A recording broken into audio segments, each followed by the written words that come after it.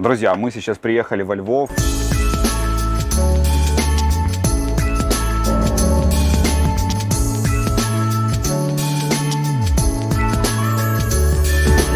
У нас во Львове Игорь Маланюк. Я Игоря знаю уже достаточно давно. Он нам поможет самыми быстрыми путями перемещаться по Львову, области и окрестностям.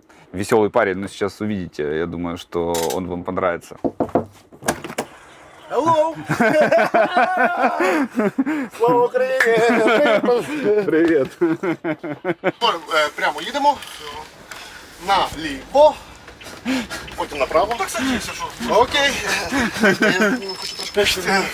Погнали. Игорь – мой давний знакомый, с которым я познакомился почти 15 лет назад, когда я занимался продажей напольных покрытий. В этом выпуске он проведет нам экскурсию по Западной Украине, и мы посмотрим, как зарабатывают люди в этом регионе.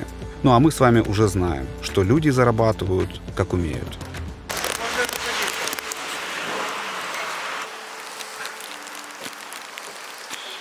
Друзья, мы сейчас приехали в Карпаты. Тема вырубки карпатских лесов стоит давно и остро, но за все эти годы громких заявлений становится все больше, а лесов меньше. Игорь договорился с местными жителями Яремче, чтобы те провели для нас экскурсию по местам вырубки лесов. Поедем сейчас посмотрим, что вообще происходит с нашими карпатскими лесами, правда ли их вырезают. Скажи, пожалуйста, а вот в Прикарпатье лес... Дуже серйозно з цим проблема, досить серйозно. Тобто, ну, це не є секрет, реально, якщо подивитися такого спутник, у нас реально гори вже лисі. Причому, що весь цей ліс не виробляється з нього щось іменно на Україні, а просто їде кругляком, всі знають прекрасно, Румунія, Швейгофер заводи. А как лесничество за этим вообще следят? Ну, то есть, почему... Вони в схемі. В схеме? Звісно, немає посадок лісу нового. Ладно, вирубуйте, нема питань, це треба. Тобто економіка для того всього, ну посадіть нове, його немає. Ще трошки і, ну, я не хочу так бути так казати, так, ну воно мене болить, бо я звідти, ну не буде що показати навіть вже наступним поколінням. Кстати, впервые кадры лысых Карпат мы увидели на снимках Google Maps. А с появлением дронов интернет заполнили шокирующие кадры масштабов этой трагедии. И сейчас мы отправились в компанию Мегадрон, где ребята разрабатывают дроны собственной разработки. Зная, что китайцы сейчас в этой теме номер один, мне интересно посмотреть, чем они смогут нас удивить. Валерий, основатель Мегадрон, мы сейчас находимся во Львове. Расскажите, как вы вообще пришли к тому, чтобы делать самолеты? Рынок был пустой на тот момент, то есть прям вся эта ниша была занята только одной конкурентной компанией, и они продавали дороже, чем мы, они продавали самолет по характеристикам хуже, чем у нас, мы просто сделали дешевле и лучше, то есть и так получилось, что на рынке появился как бы вот там МД-1 так называемый, то есть это двухмоторная компоновка, то есть здесь находится полетный контроллер, то есть, который управляет полностью самолетом. Телеметрия, которая для связи с компьютером, здесь обычно аккумулятор, пульт управления и связь с компьютером, то есть когда оператор видит, где находится самолет в данный момент. 1,5 часа полетного времени при там, оптимальной высоте полета он может облететь до 1000 гектар земли. А какая его вообще основная функция? То есть, что он делает? Основная функция самолета – это аэрофотосъемка, это оперативная картография. То есть это основная боль аграриев на территории Украины. Чем быстрее аграрий увидит негативные изменения на полях, чем быстрее он сможет эти проблемы устранить, тем меньше он потеряет или тем больше он заработает. А какие это могут быть проблемы? То есть что он должен видеть? При помощи самолета он может посчитать так называемый кроп-каунтинг, количество культуры, которая уже взошла. На следующем этапе он может посмотреть, как развивается культура в данный момент. Ну, аграрный рынок в Украине достаточно большой, и насколько там много компаний, то есть аграриев, вообще пользуются подобной техникой? Вы знаете, на данный момент, если аграрий не пользуется этой техникой, если аграрий не пользуется дронами, это означает, что он недополучает уже огромное количество денег, которые бы мог бы получать. Аграрный сектор без дронов уже не может существовать. Не может существовать и не будет существовать уже никогда. То есть мы говорим не только про летающую технику, мы говорим уже и про автопилоты, и про точное земледелие, про анализ снимков, анализ спутниковых снимков, весь ГИС-сектор, то есть, который охватывает именно аграрную тематику. Скажите, комплектующие, GPS-модуль и так далее, это из Китая? Да. И тесное сотрудничество с Китаем, в любом случае, с Поднебесной, мы без них пока никак. А когда же получится без них? Часть мы уже делаем сами, то есть мы печатаем на 3D для трихограммы полностью, трихограммница своя, полностью некоторые детали. Это Мария. Она соучредитель и коммерческий директор. Об интервью мы договаривались с ней. Но как человек еще той закалки, Мария предпочла остаться за кадром. Но тут она не выдержала и решила помочь коллеге. Печатаем, и были заказы, когда мы до 60% доходило уже все полностью, наши элементы. То есть мы их продавали, не помню, в тендере в каком-то мы участвовали, и там было обязательное условие, чтобы все было произведено исключительно в Украине, из украинских комплектующих. Но эта задача, кстати, была довольно-таки сложная, потому что очень точного мало производства. То есть если ты хочешь заказать какую-то деталь, к примеру, там тот же пропеллер, то нужно хорошенько постараться, чтобы найти украинского производителя. Ну, вообще у нас и ценовая политика в производство здесь каких-либо высокоточных запчастей в виде моторов и всего, она несоизмерима с тем, что сейчас предлагает Китай. Не дешевле ли в Китае, например, покупать подобные вещи? То есть готовые изделия уже? Нет. Вот самый парадокс в том, что при прочих равных комплектующих в Китае данный самолет будет стоить дороже.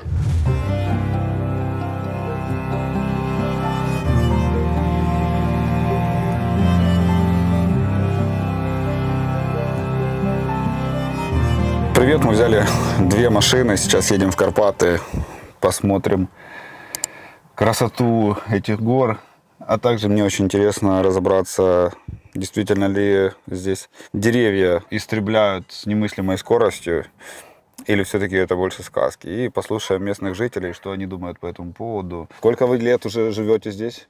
Всю жизнь. Всю жизнь? Можете рассказать каких-то интересных историй, я так понимаю. Не знаю, чи є, можливо, якісь засланці.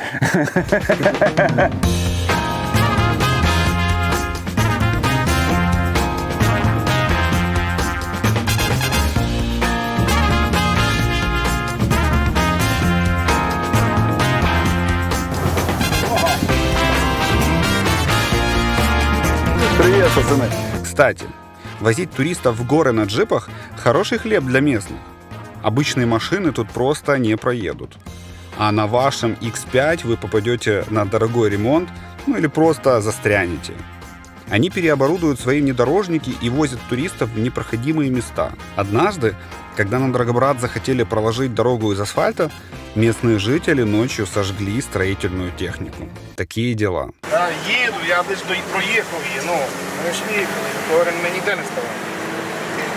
Зараз будемо робити розборки з ними, що вони сюди приїхали. Ми по-українськи не розуміємо, то я вже з того говорю так собі. Вас чекає сюрприз, хлопці. Який сюрприз? О, видиш, українська мова пішла.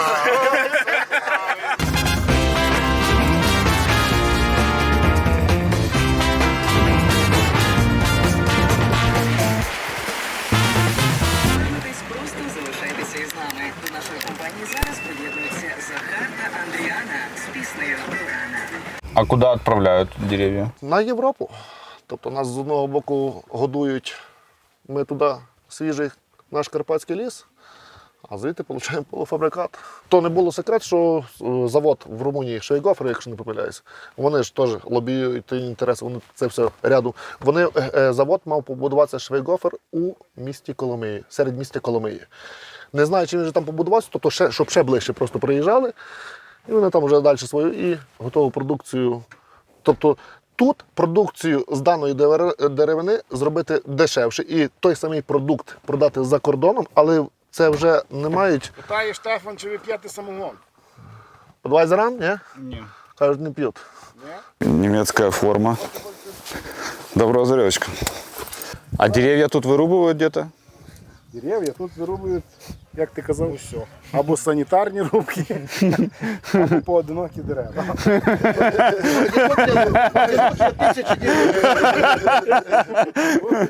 Ти будеш? Ні. Все, зробив. Пий раз і не це. І не раз не буде.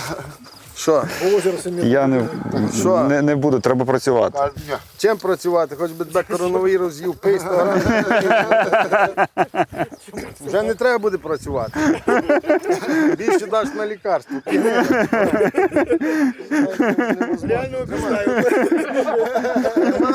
Та я не буду, мені треба працювати. Будеш працювати.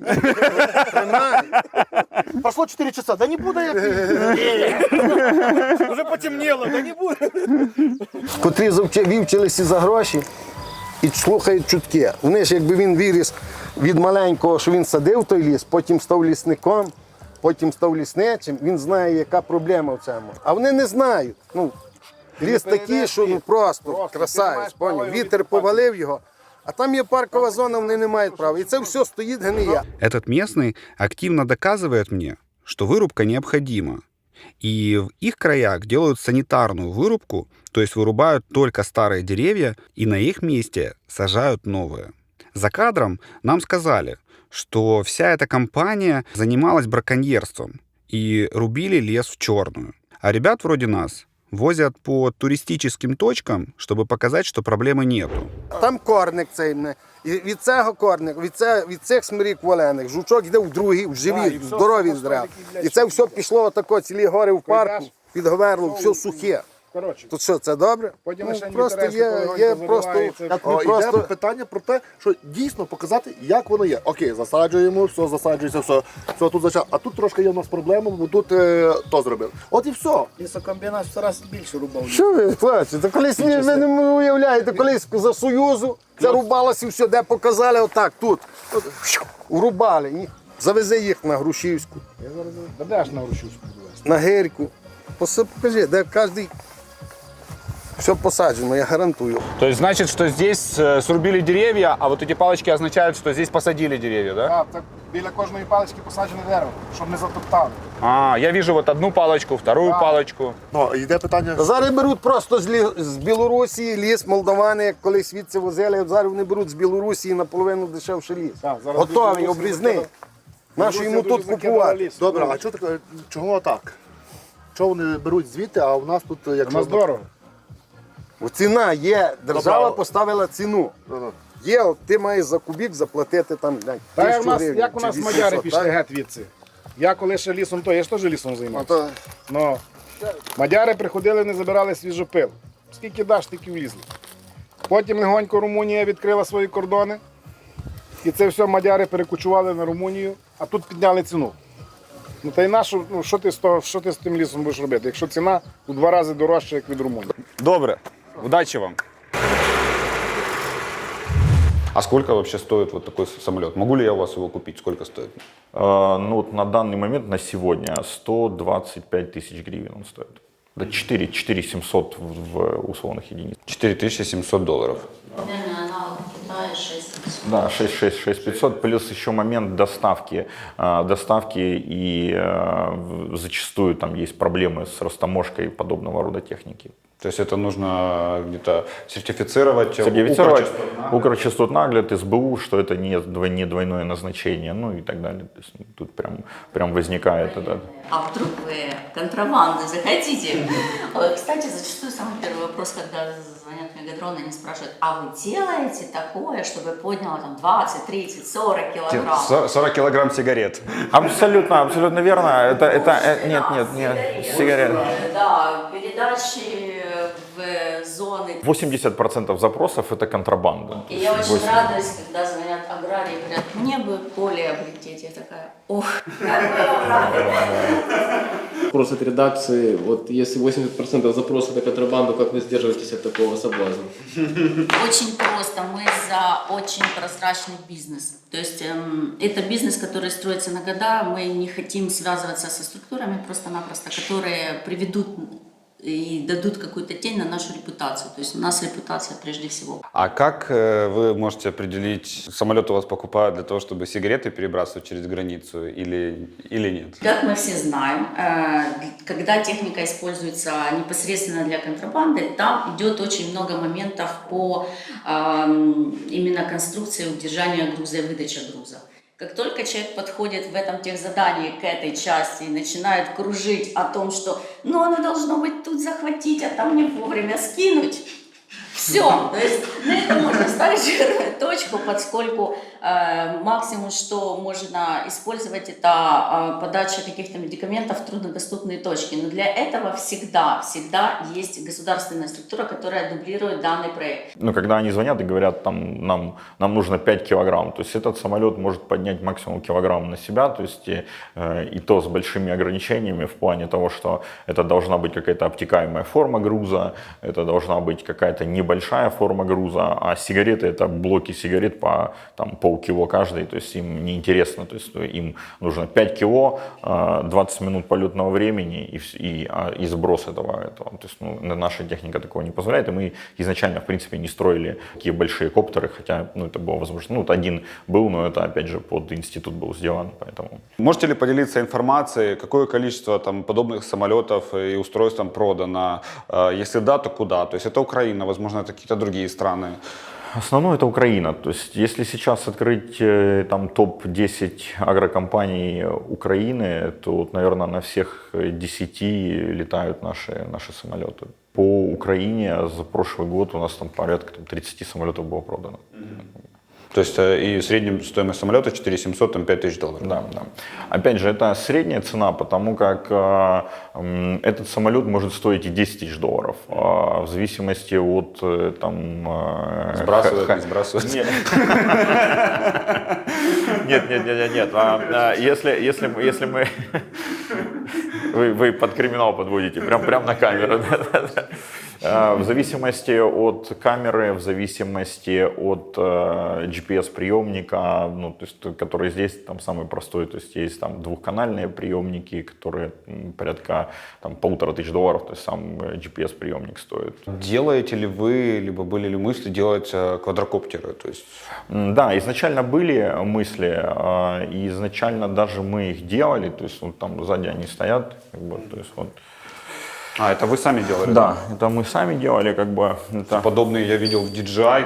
Тоже под камеру, под геодезию, то есть здесь уже стоит высокоточный приемник с РТК-поправками, здесь крепление под камеру Sony RX100. А внештатные были какие-то ситуации? Нештатные ситуации, да. В прошлом году фермер с дробовика попал и сбил прям как чайку в болото, притом прям в болото настоящее, где потом пилот долго за ним плыл, прислали нам на ремонт, там не то что жабы внутри были, там были все, что только возможно, невозможно, то есть они его упаковали и выслали нам.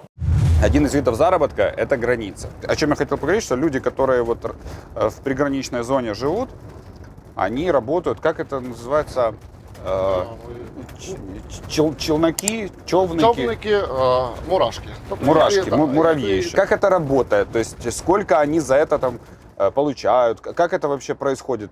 Це група людей, де є старша, відповідає за організаційні питання. Приїжджає бус, старший групи запригує, заходить і починає працювати. Він вже має своїх знайомих. Тобто це на польській границі? Так, це на польській границі. Тобто він має своїх знайомих людей. Приїхав бус, двері відкрилися, асортимент товару і кожна людина підходить, бере частину товару Так. в асортименті. Там 10 пачок кави, там, або там стільки-то, або стільки-то. То есть у этого человека есть группа людей, он говорит, все, а цены, как это? Цены за перевозку? как? Ціни за перевозку формуються як? Тобто кожний асортимент, найменування товару має свою ціну. Тобто, чим він менший, тим його дешевше перевезти. А кто называет? Этот старший называет цену, да? Так. Пачка кави коштує, щоб перекинути на Україну, коштує там 2-3 гривні. Ну, вони там вже, чим більший товар, його об'єм, і чим він хрупкіший, тим він збільшується в ціні. Переезжает границу. Так, він бере найменування товару, там 10 пачок кави, там 30 пачок макаронів, там оливкової олії, він робить собі асортимент. Это составляется Так, список це какой-то? складається список, тобто накладна. Безпосередньо той організатор групи пише там номер телефону з його там звати, і йому, щоб він теж має звіт, бо бачите, що забрав, і потім щоб по накладній віддав. Ти ж приймаєш товар як по накладній там в Україні вже. І за це платиш гроші вже. Я понял. Люди ховають той товар по автомобілі. Ничок там реально просто. То есть это неофициально, а через нычки еще происходит? То есть Конечно. через... Він не може закинути відкритий багажник і напхати туди в багажник. Він ховає той товар, бо теж є певна норма, а він бере вже більш норми, розумієш, зверху норми. Їх сідає 3-4 в машину, закрилися і поїхали. Вже интересно, а сколько таким людям платят там? Это ж по факту ничего не делать, просто сесть в машину, прокататься. Ну там вже вони, там смішні суми, тобто там 50 гривень, хто 100 гривень, хто, тобто як вже собі дивишся, тому забрало. Получается, что то, что неофициально, таможенники ж в курсе всей этой ситуации, значит, ну, неужели там такие большие деньги, что они себя там подставляют по факту там? Я думаю, що там такі йдуть суми грошей, що уявити їх неможливо.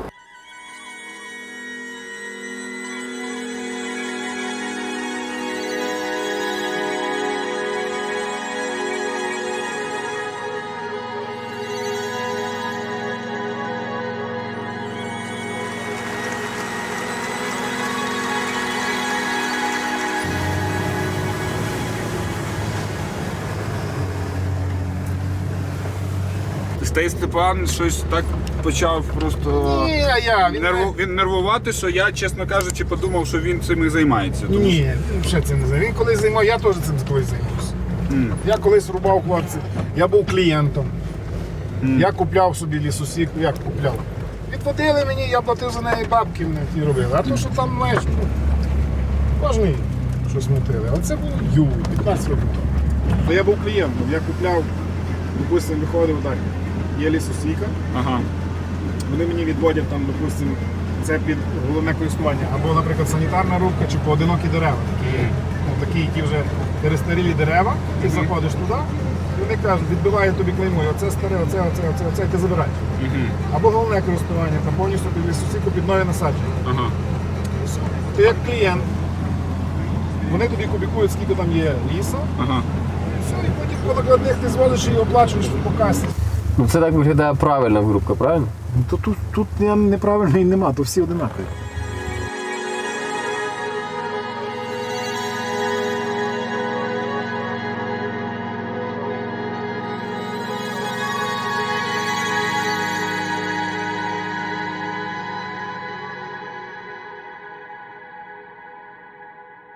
Але ви можете ближче просто підійти зняти, що там посаджено.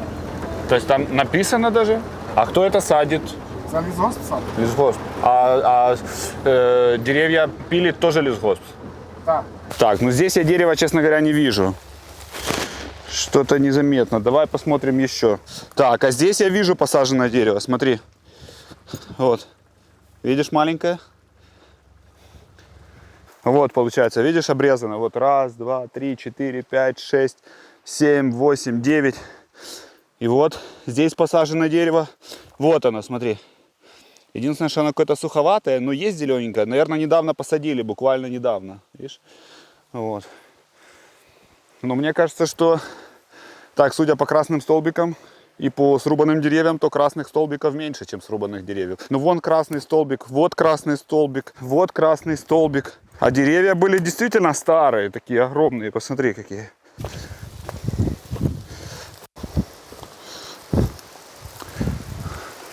Кстати, обрати внимание, видишь, эти два дерева не спилили, потому что и вот это дерево, видишь, оно молодое, его тоже не спилили.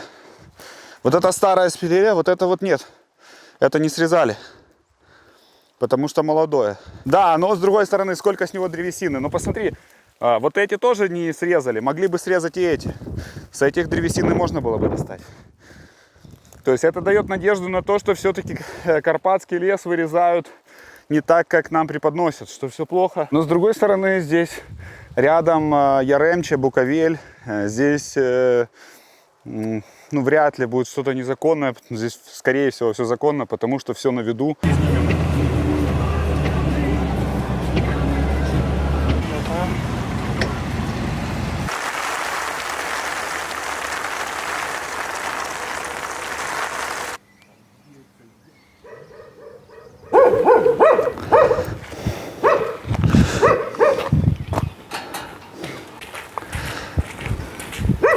А ви хочете в Євросоюз?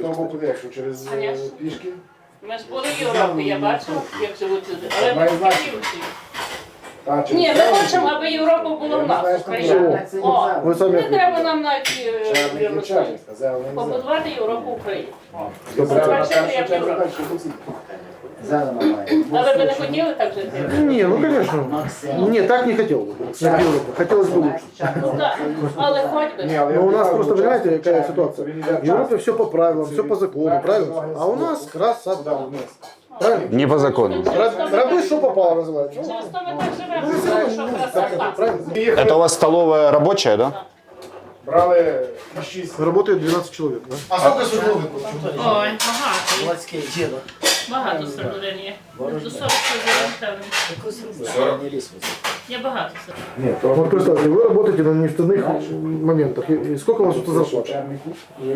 $1003, еще больше. Ти не будеш їсти ні На нефтяных. Певно, в Києві нема такої. А ви голосували за?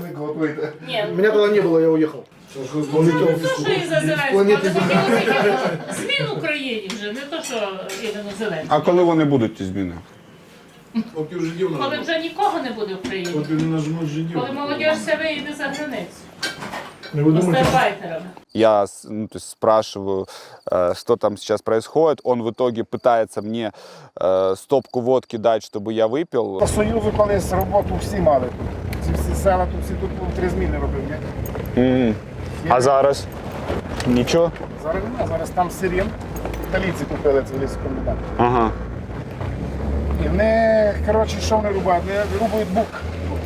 Ага. І що вони там роблять? Сушилки там мають всяку фігню. Фабрика ще біля не було. А яка фабрика була? Фабрика деревообробна. Там, коротше, теж дерево обробляли і меблі робили ці спортивні ізділля, тенісні столи, ці драбинки, ці, знаєш, що там.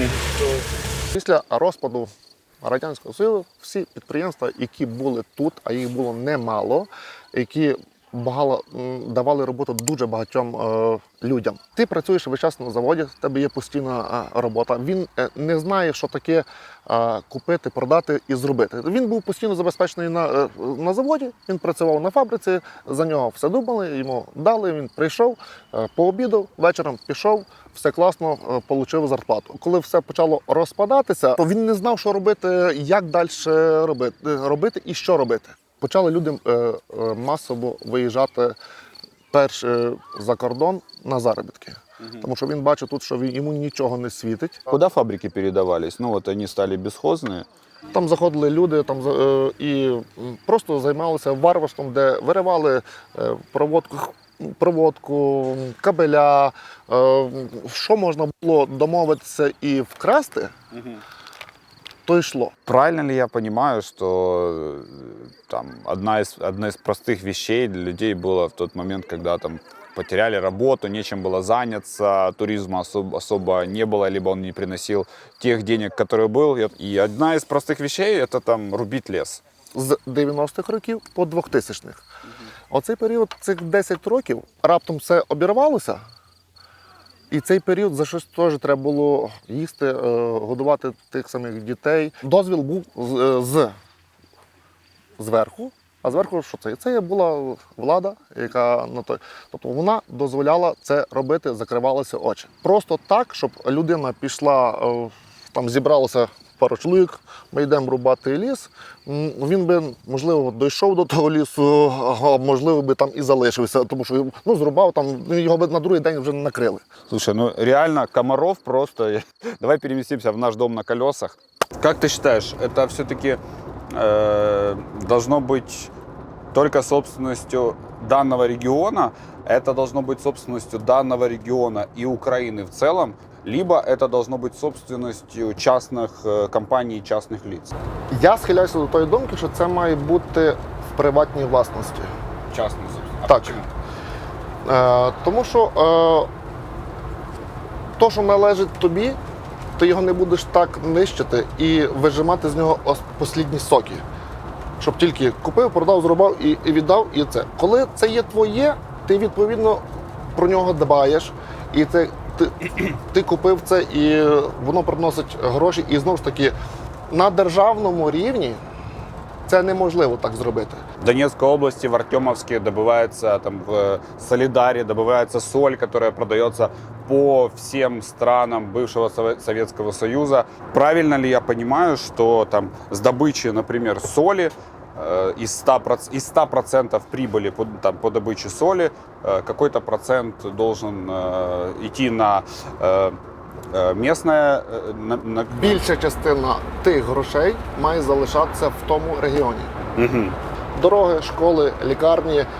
Тобто вони не будуть просити, люди, дайте нам хтось державний бюджет.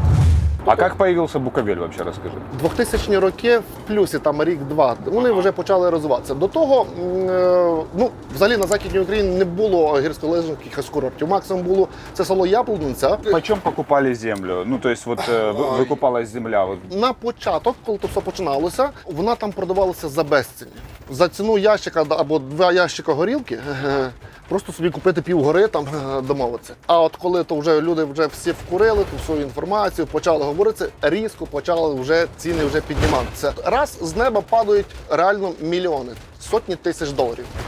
Хто був розумніший і знав, що з ними робити, вклали частину, побудувалися, там частину там туди-сюди, частину продали, допродали. Вот эти люди, как они в основном распорядились? То есть, по факту, это бедным людям просто деньги упали на голову. Просто все, кто нас смотрят, я к чему сейчас рассказываю, что все, кто нас смотрит, думают, что я хочу, чтобы мне повезло, я хочу найти клад, я хочу, чтобы мне бабки упали на голову. Да, вот сразу миллион. На мою думку, десь більша половина просто вилетіла.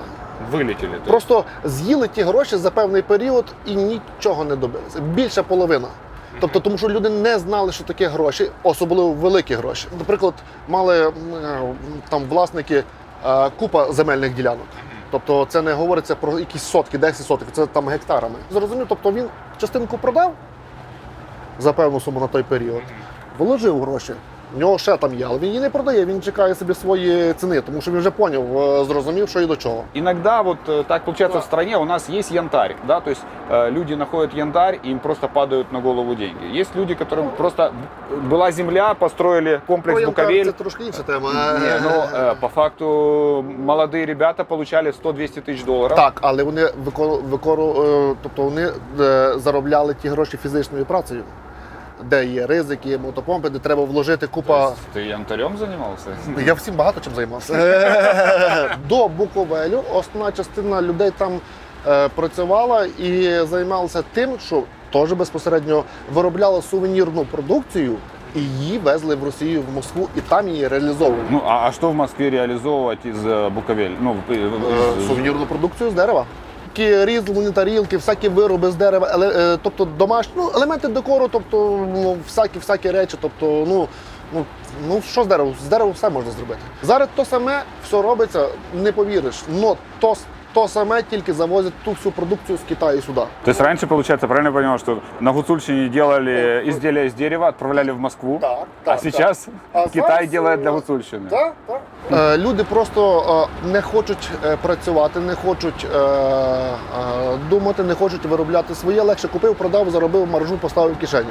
Який тут бізнес? Немає інтернету, їдемо по дороге, он город большой, 20 километров большой город, да, интернета нема. Ну что это такое? Вот это... Связи нету, дороги нету. Красота. Идем к светлому будущему, да?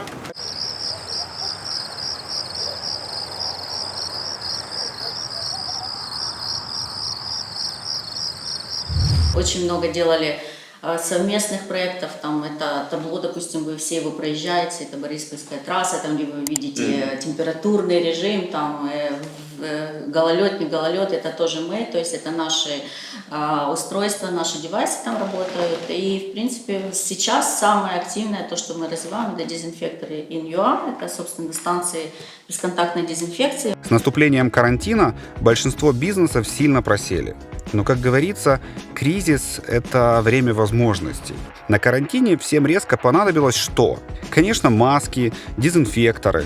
Мария вместе со своими коллегами быстро сориентировалась на местности, и они создали новый продукт на рынке СНГ – автоматические станции дезинфекции. Сделали дезинфекторы разного варианта, там и напольные, и настенные, и посты для дезинфекции. И сейчас разрабатываем пост, где будем предлагать его в торговые центры и в промышленные компании, где ты сразу, если у тебя повышенная температура, ты дальше не пройдешь. То есть это уже так, как принцип метро.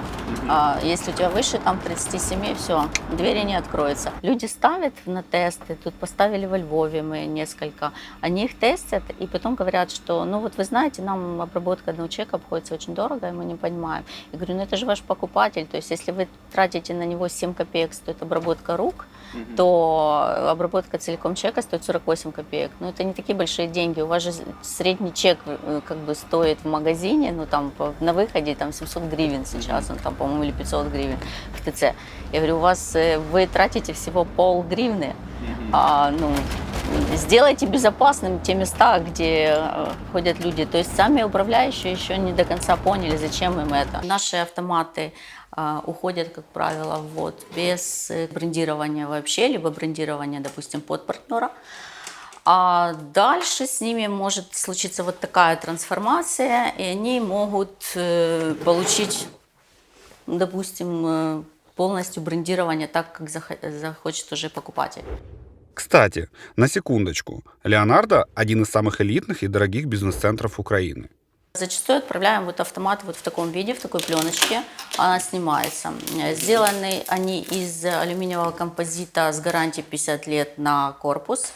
На всю остальную начинку внутреннюю мы даем 12 месяцев гарантии. Вы уже четко знаете, что у вас затраты составляют столько-то на одного посетителя, это раз. Второе, никто не сможет своровать то, что стоит там в литровых, допустим, упаковках. Их часто просто забирают люди из магазина и выходят вместе с ними. Получается 2 форсунки по 0,7 на каждую.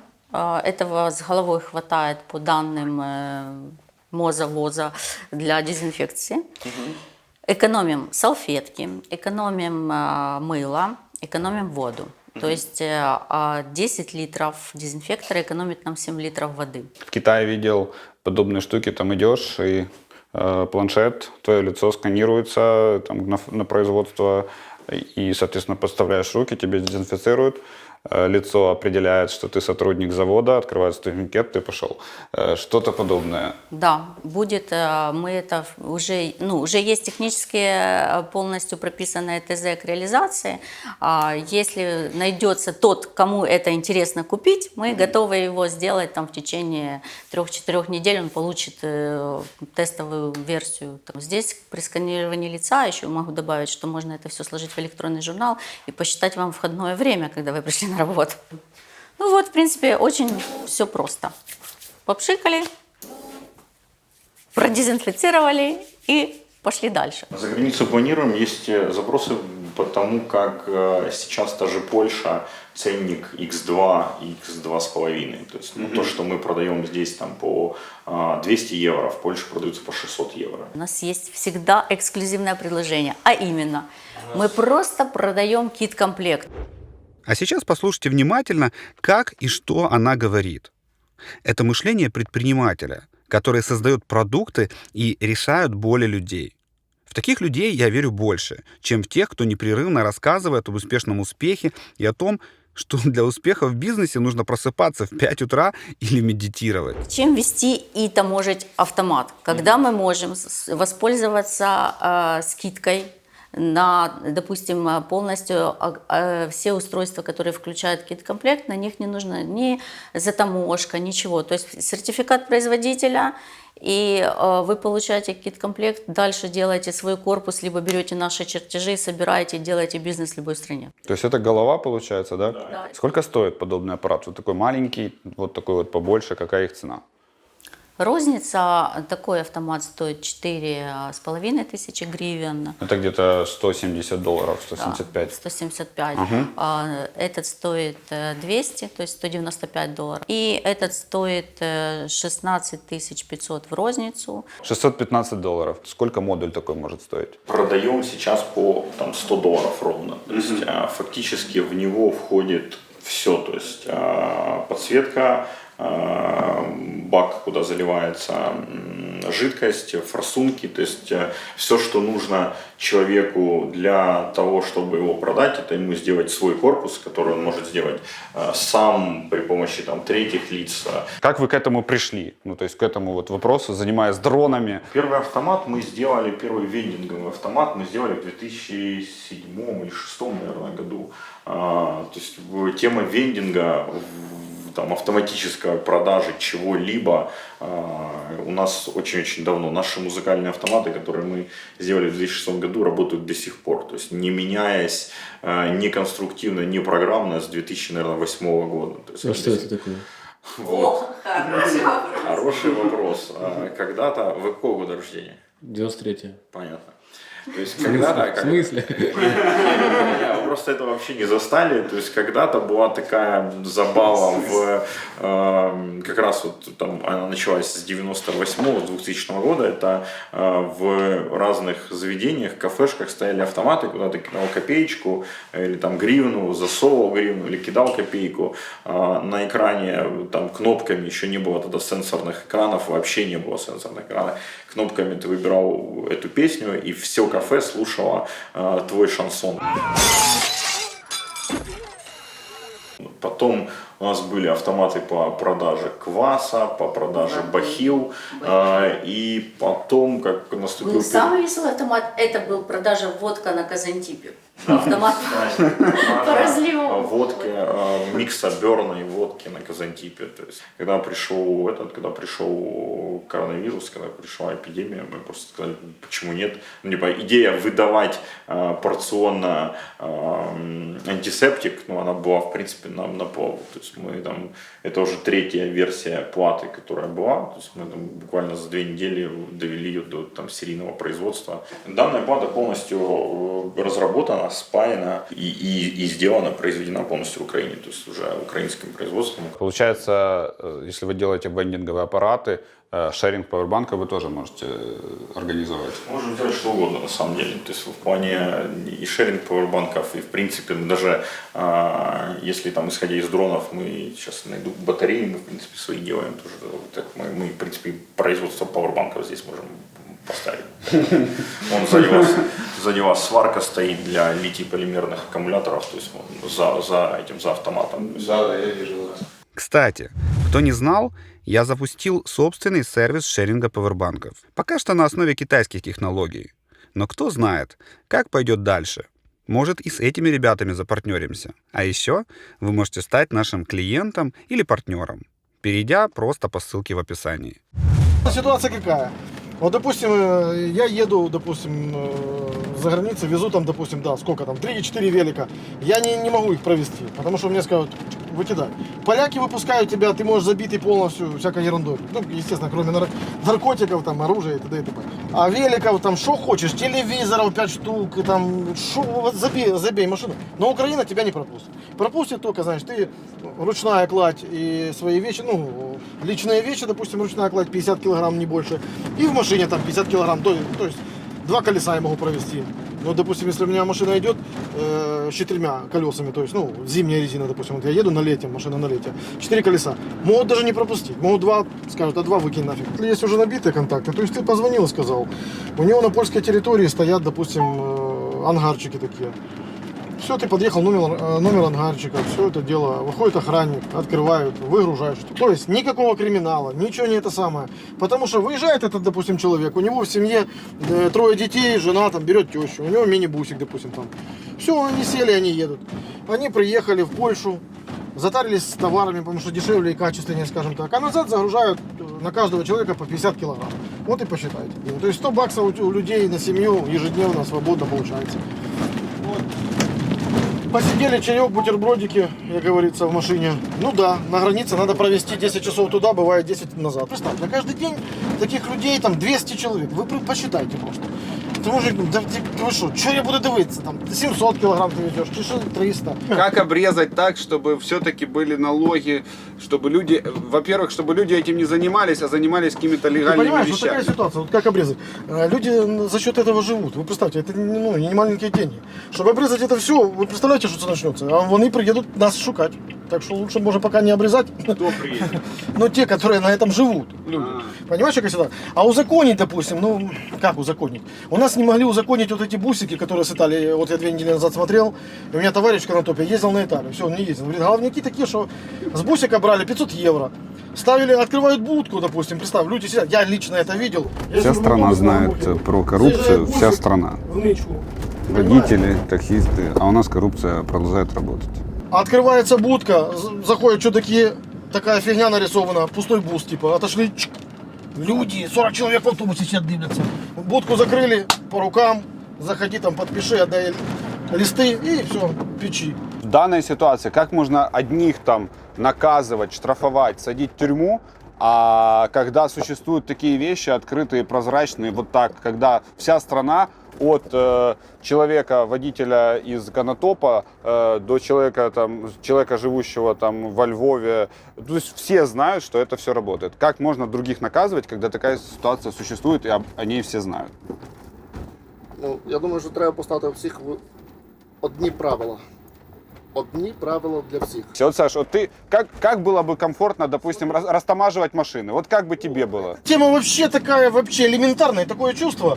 Люди, которые вот это сидят там, придумывают вот эти растаможки, такое чувство, что они, наверное, я не знаю, не то что с космоса, они хотят по космическим каким-то технологиям растаможить автомобиль. Сделайте стабильность в растаможке, стандартную цифру.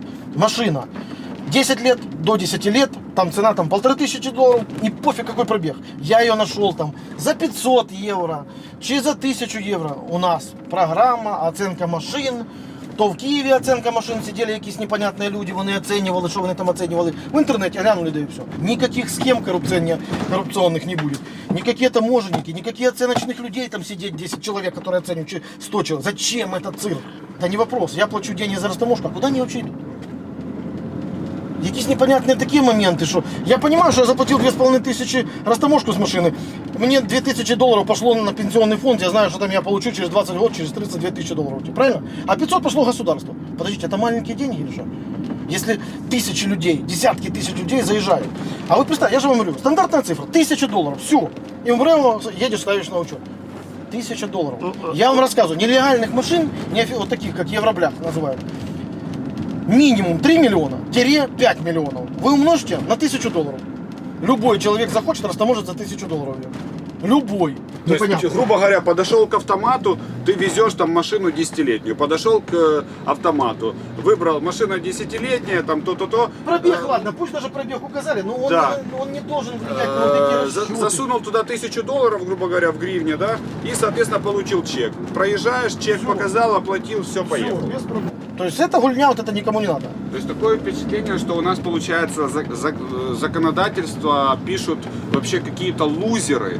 Люди, которые вообще далеко. Люди, которые далекие вообще от ситуации и не понимают вообще, вообще ситуации. Люди, да? Которые ездят на машине за $200 000, они же такую-то растаможку и придумают, вы же понимаете?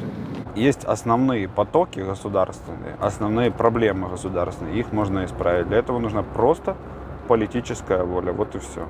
И правильная команда. Ну, то есть люди наверху прекрасно знают, как все можно исправить. Ну, то есть любую ситуацию. И вырубку леса, и таможню, и так далее, и так далее. По-любому знают. Как сделать так, чтобы здесь все производилось, вот эти все вещи? Наверное, никак. Ну, вот мы опять же приходим к тому, что, к сожалению, то есть мы как Украина, как страна, которая берет что-то оттуда, все вместе складывает и получаются какие-то хорошие продукты. На самом деле в Украине есть масса, ну, просто волшебных вещей, которые производятся и продаются по всему миру. И это прекрасно. Но, к сожалению, все производственные мощности, которые выпускают там те же микросхемы, они находятся там, и мы пока даже не говорим о том, чтобы догнать, мы просто пока мечтаем, чтобы у нас это что-то появилось. Идеи, вот как черпаются идеи? Мы вот так садимся за чашкой кофе, а не сделать ли нам вот это? У нас есть свободные деньги? Нет, у нас нет свободных денег. Ну делаем, все. Выделяются какие-то бюджеты с разных направлений. Если бы каждый наш проект, который мы делали, был бы удачный за все эти там 13 или там 15 лет, мы бы достигли большего. А так где-то из 10 проектов выстреливает, может быть, 1-2. То есть, надо разделять удачный проект и рентабельный проект. Да. Все проекты, за исключением одного, были рентабельны, но не удачны в плане узнаваемости и масштабируемости. Как вы считаете, чего не хватает Украине для экономического чуда? Наверное, поддержки проектов со стороны государства. Ну вот у нас есть все, там деньги у нас есть умные люди, но вот на данный момент все наши интересные инициативы зарубливаются где-то на там начальном уровне продвижения, то есть ну, прям совсем. То есть было бы интересно внедрить что-то на государственном уровне, но коррупция, которая там съела наших там мелких чиновников, не дает там куда-либо пробиться. Вот, наверное, и все. То есть, опять же, такой политический, наверное, аспект. А так, ну, у нас есть все. Друзья, если дома тоже что-то паяете и доставляете товар из Китая, у нас для вас есть очень крутая тема от нашего генерального спонсора. Конкурс. 1 килограмм бесплатной доставки из Китая с помощью компании Miss China получит каждый, кто использует промокод, который находится прямо в описании. Ссылочка на сайт, промокод внизу, пользуйтесь, действие 2 недели. Кайшиба.